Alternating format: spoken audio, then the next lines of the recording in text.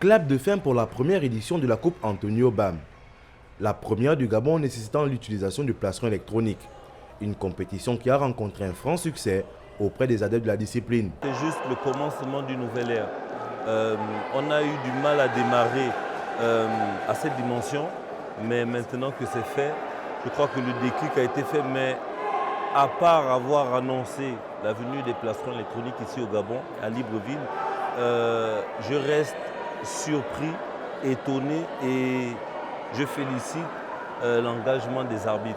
Pourquoi? Parce qu'ils n'ont pas eu assez de temps pour s'adapter pendant une compétition.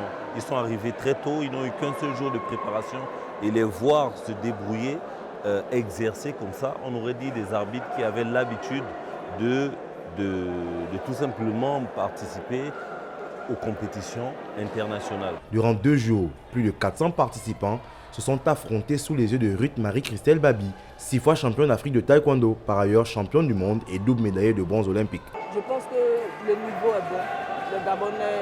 Le niveau des athlètes gabonais est bon et je pense qu'il faut plus de compétition avec les plastrons électroniques qui puissent s'améliorer, améliorer leurs capacités pour être meilleurs à l'international. Une compétition qui a volé très haut au grand bonheur de la Fédération gabonaise de taekwondo. L'acquisition du matériel électronique égorge beaucoup de moyens et la Fédération gabonaise de taekwondo en ce moment ne dispose pas. Donc notre tutelle, nous avons déposé ce cas des charges de notre tutelle et nous espérons que notre tutelle va répondre favorablement pour que dans le pays nous avons le plastron électronique. Déjà, je tiens à souligner que lorsque nous étions à Guadalajara au Mexique pour le championnat du monde, j'ai été reçu par le secrétaire général de la World Taekwondo, dont j'ai souligné cette doléance à voir les plastrons électroniques au niveau du Gabon.